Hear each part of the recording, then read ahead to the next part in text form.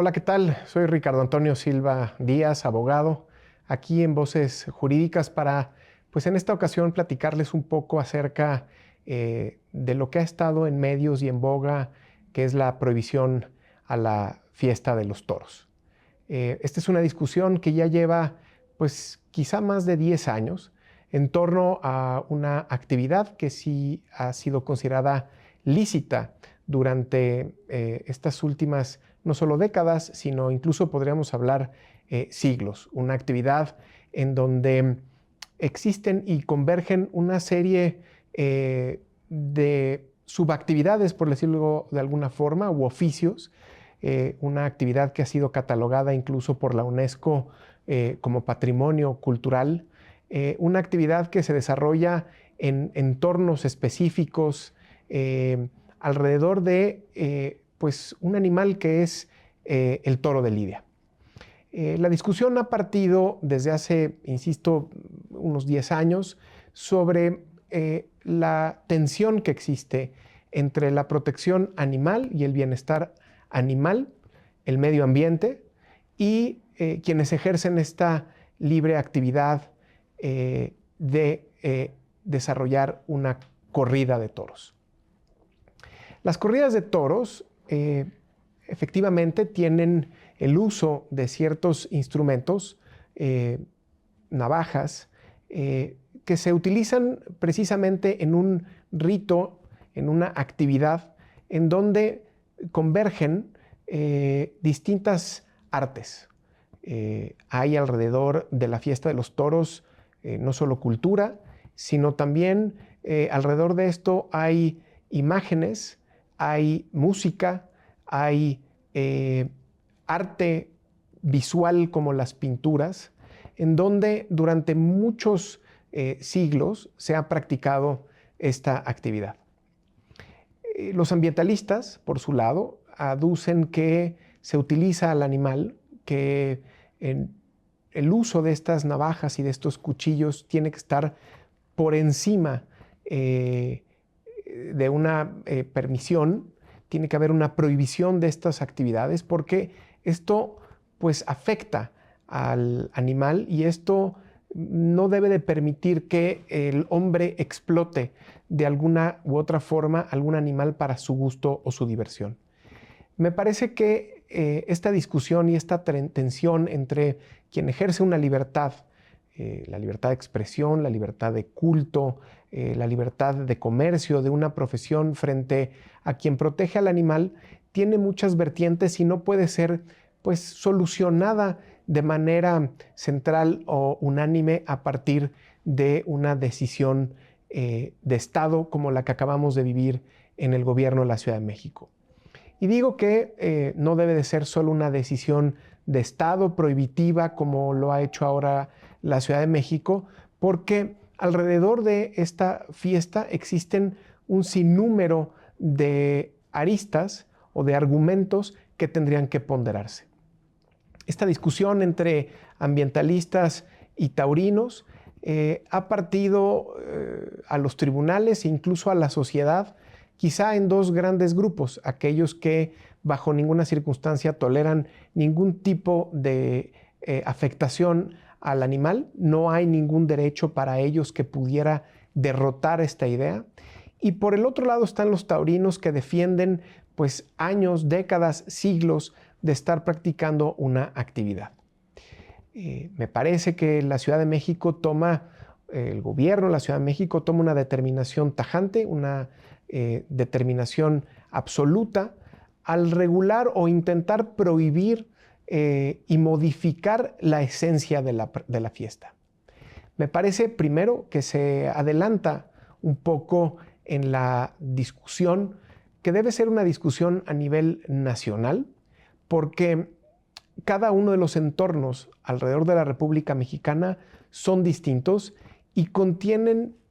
digámoslo así, vertientes distintas. No es lo mismo hablar de la tauromaquia en la Ciudad de México que hablar de la tauromaquia en Tlaxcala, en Aguascalientes, en Querétaro, en donde hay mucho campo bravo, en donde hay mucha tierra, en donde el animal se desarrolla en un entorno que también debe de ser protegido, porque hay otras especies que dependen de la misma especie del toro de lidia. Y precisamente por eso la Ciudad de México, me parece, se adelanta en una discusión viéndolo de manera parcial, viéndolo exclusivamente desde una perspectiva solo ambientalista y haciendo a un lado una discusión que ha habido no solo en los tribunales de la Ciudad de México, los tribunales federales, sino a nivel comparado en otras latitudes como España, como Colombia, como Perú, en donde se ha discutido pues esta tensión que hay siempre entre ambientalistas y taurinos. Se adelanta, me parece, primero de manera indebida, porque sin consultar previamente y sin conocer plenamente de qué va la fiesta de los toros, decide alterar y modificar ciertas actividades o ciertos ritos dentro de la propia fiesta, que no solo alteran su curso y su dinámica, sino que pues también hacen y desconocen todo lo que implica el manejo de un animal dentro del propio ruedo. La propuesta del gobierno de la Ciudad de México, por ejemplo, es proteger los cuernos del animal, lo que hace pues inviable la propia fiesta, porque el toro de lidia es un animal que, dicen los taurinos, se enseña rápidamente. Y en el momento en el que el toro sea tocado, sea alterado, sea protegido los cuernos para que no lastimen a nadie, pues eso va a hacer que la lidia no sea exactamente igual. Se dispone en la propia ley de la Ciudad de México que pues, el toro tiene que regresar vivo a la ganadería, lo cual también implica pues, un desconocimiento de lo que implica subir un animal a un tráiler, de subirlo a un camión en donde tengan que regresar a la propia ganadería, porque no se conoce el contexto de lo que implica el que un animal sea trasladado de un lugar a otro. Todas estas cuestiones han llevado a que pues, los taurinos estén reclamando pues, un desconocimiento total de su actividad, un desconocimiento de lo que se trata y una posición, sí, un tanto absolutista por parte del gobierno al tratar de imponer una sola decisión. Decía yo hace un rato que la discusión es una discusión que lleva ya varios años y que ha habido distintos precedentes alrededor de los tribunales tratando de ponderar o tratando de equilibrar ambos derechos, tanto el ambiente y la protección al animal, al bienestar del toro, como pues la actividad lícita que realizan toreros, que realizan los banderilleros. Ha habido precedentes en la Suprema Corte en donde, es cierto, ha determinado que la cultura por sí sola no puede ser un argumento suficiente para poder tratar como se le trata al animal dentro del propio ruedo. Pero también es cierto que la Suprema Corte ha dicho que no se puede prohibir a los niños a acceder a las corridas de toros. También la Corte ha dicho que no se puede prohibir que vengan extranjeros a la Ciudad de México a realizar este tipo de actividades. Lo cual quiere decir que constitucionalmente hoy estamos ante una discusión que tendrá que ser solventada no solo desde una perspectiva política o de adeptos de a quién le gusta o a quién no, sino con una discusión mucho más profunda y técnica, porque lo que está en juego son dos derechos. Son dos derechos que deben de equilibrarse y son dos derechos que cultural y desde una perspectiva social tienen que analizarse para que pueda seguirse sosteniendo ambos y que uno no desaparezca al otro. Desde luego, la fiesta de los toros, con más de 500 años ya de existencia, pues tendrá que tener algunos ajustes y quizá tendrá que ser un poco más empática con este bienestar animal. Quizá la fiesta de los toros tendrá que ser mucho más pulcra en la manera en la que se trata al propio animal. Y no hablo solo de la manera en la que la Plaza México tendrá que,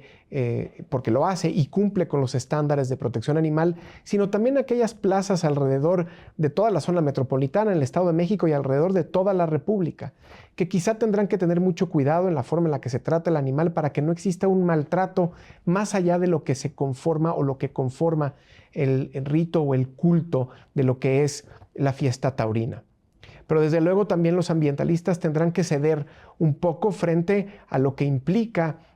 la fiesta de los toros. Decía yo, la fiesta de los toros genera arte, hay mucha pintura, pintores que de acuerdo a lo que ven en el ruedo, plasman en sus lienzos, casos como el mexicano Yasamuart, en donde hay mucha arte alrededor de esto, escultores, uno va a la Plaza México y alrededor de la Plaza México hay mucha escultura respecto de esto. Uno va a una fiesta de los toros, uno va a una corrida y escucha la música, los pasos dobles y cómo se toca música y cómo hay gente que se inspira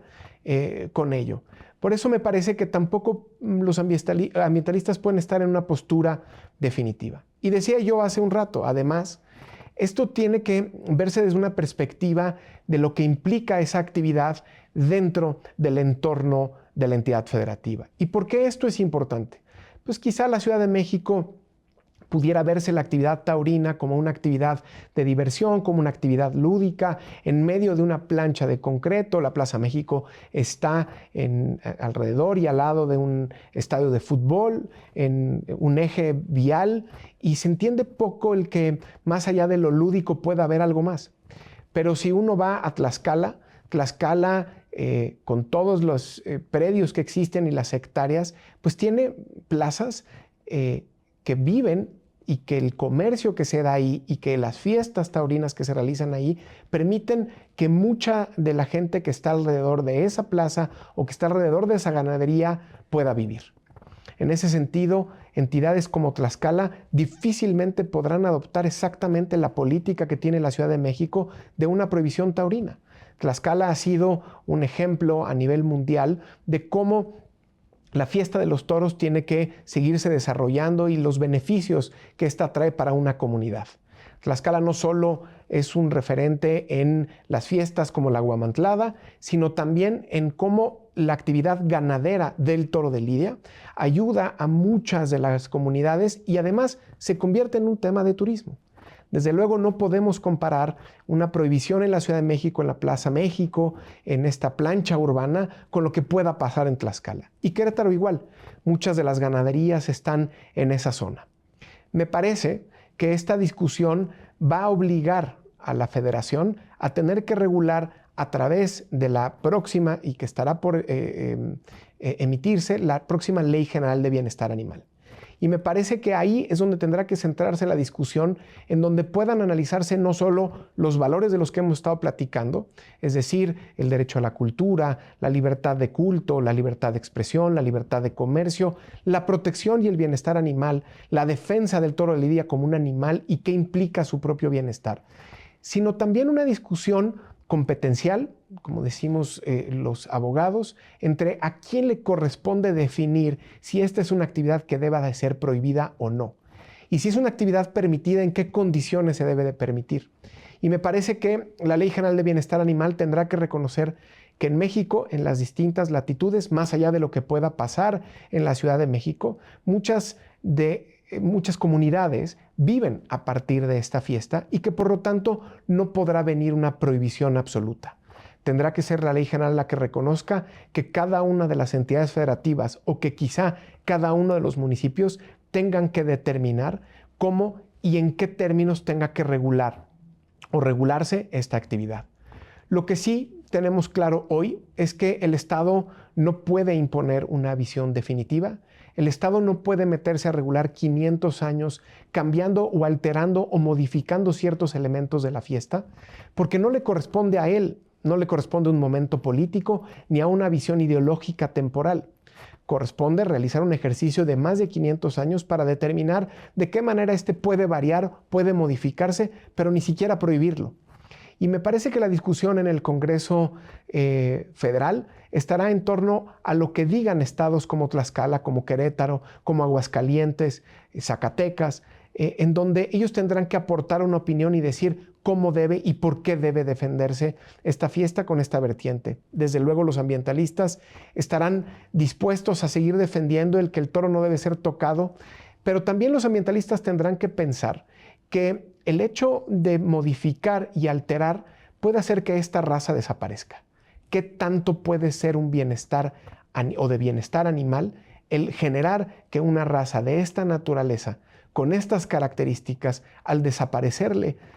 la actividad para la que está hecha, pueda hacer que el campo bravo desaparezca, y no solo el campo bravo alrededor de los toros, sino todos los animales, la flora y la fauna que se hace alrededor de las ganaderías. Me parece que los ambientalistas tendrán que hablar con los zootecnistas, tendrán que hablar con los técnicos también para ceder un poco. Así creo yo que existe un largo tramo todavía por discutir. No será esto resuelto de manera preliminar en estos primeros amparos que se presentaron en contra de la ley aprobada en la Ciudad de México, y viene una discusión mucho más amplia a nivel federal, en donde seguiremos hablando y escuchando mucho esta tensión entre los ambientalistas y entre los defensores de la propia fiesta. Y me parece que la ciudadanía, aquella a la que no le importe que se desarrollen las fiestas, pero que tampoco esté tan a favor de que se prohíban, tendrán que levantar la voz y decir: primero será importante que el Estado no imponga una decisión, sino que deje ejercer libremente los derechos, y en su caso encontrar un equilibrio y un punto medio. Esperemos que pues esta sea la visión de los representantes del Estado a nivel federal, que a nivel federal se determine y se permita conocer y reconocer la pluralidad que existe alrededor de la República Mexicana, y que no se desaparezca una actividad que ha perdurado por tantos siglos. Muchas gracias nuevamente por la invitación, y espero esta plática haya sido de su interés.